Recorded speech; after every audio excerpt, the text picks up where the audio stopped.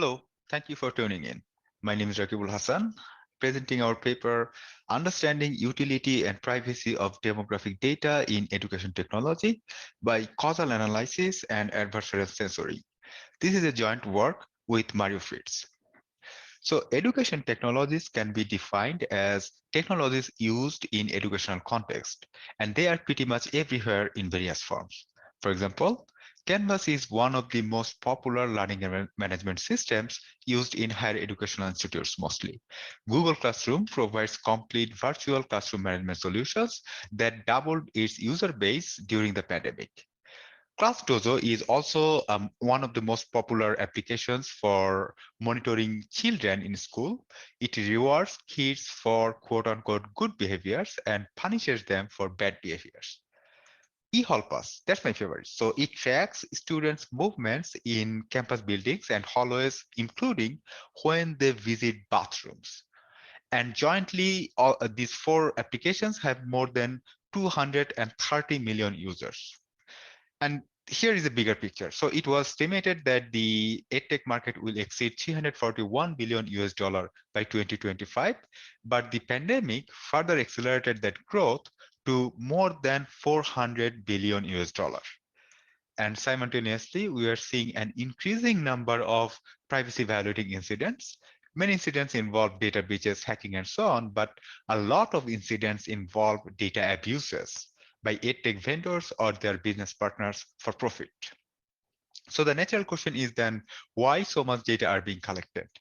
And the reason put forward by edtech vendors and their partner institutes are building models to predict students' performance, or who among them will likely drop out from a course, or to recommend appropriate course, personalized books, and so on.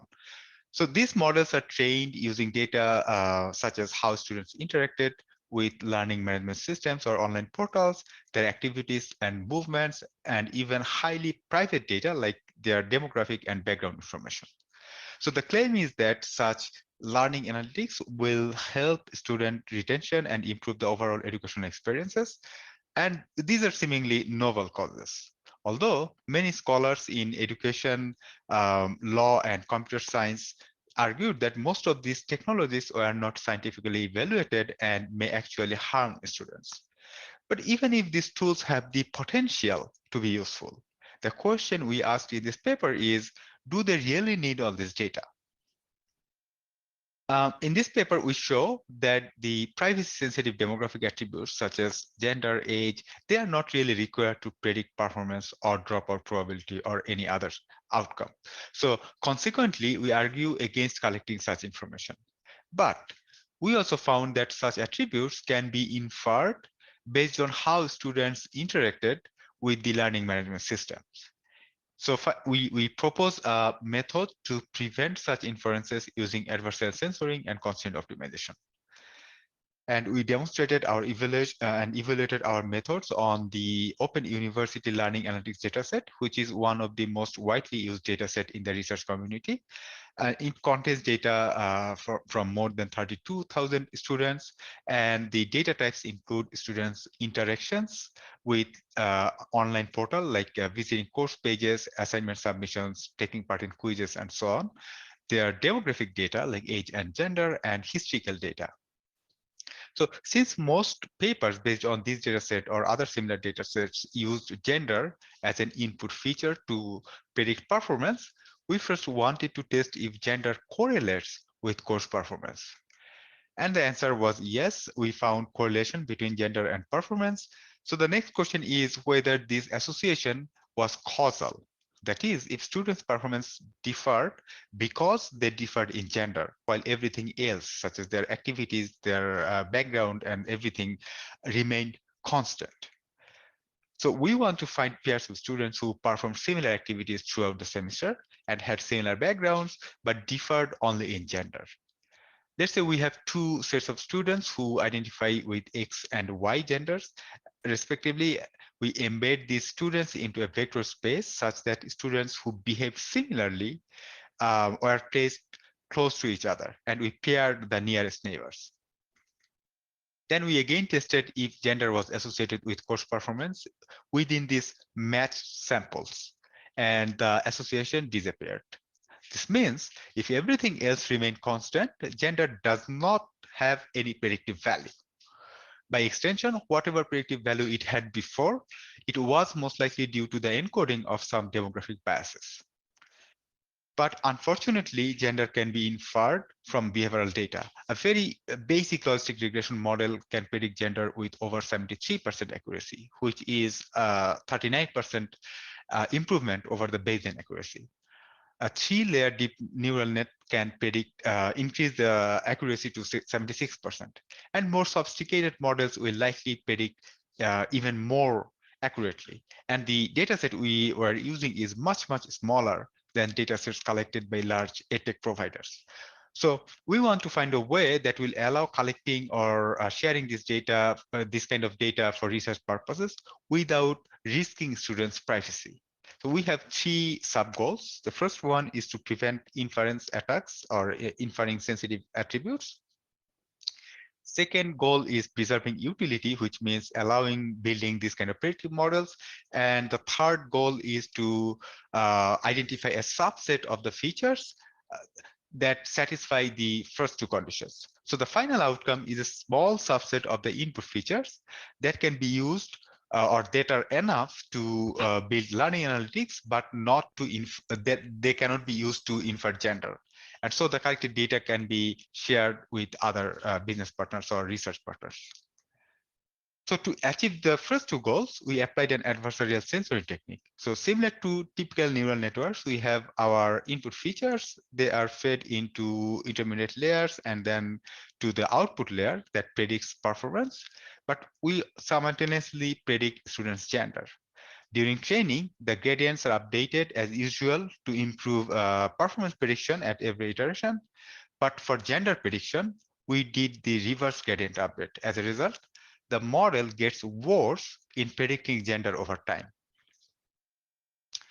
Um, to identify a subset of these features, we used a feature selection layer. So that was inserted between the input layer and the other intermediate layers.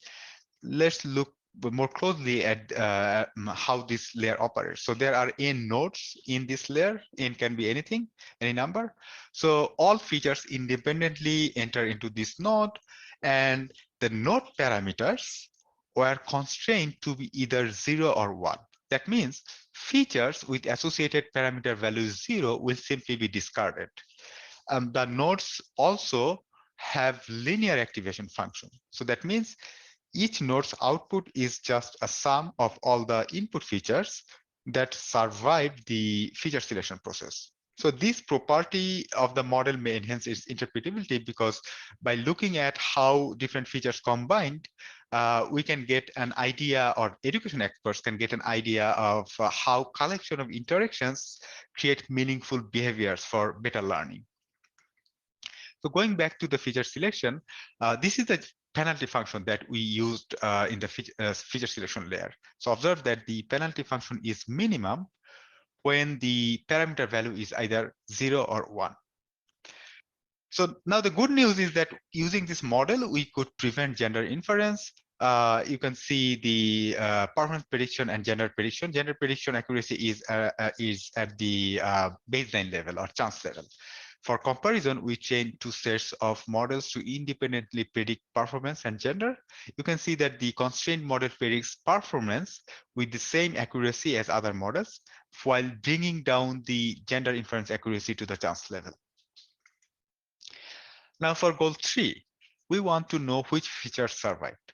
We found that only 3 nodes had some non-zero parameters. All other nodes had all 0 parameters after applying the penalty function. So in those 3 nodes, only 6 unique features survived this process, and their combinations were passed to the subsequent layers. That means only 6 features are enough to predict performance while not risking students' privacy.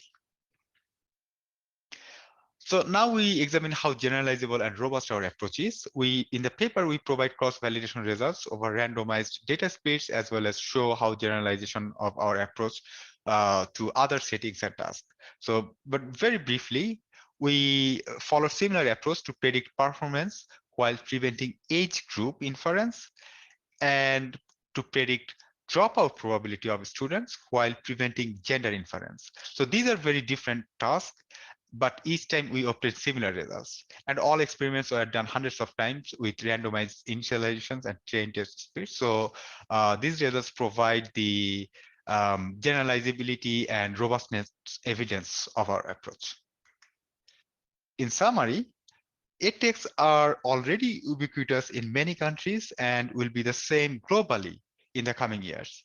Students, many of who are too young to consent for data collection or even to understand the consequences, will continue to be massively surveilled in the name of improving education. So in this paper, we demonstrated that learning analytics can be done while protecting privacy, but we need much more research efforts to close those invasive surveillance eyes before technologies take over education like many other social institutes. Thank you so much for your attention.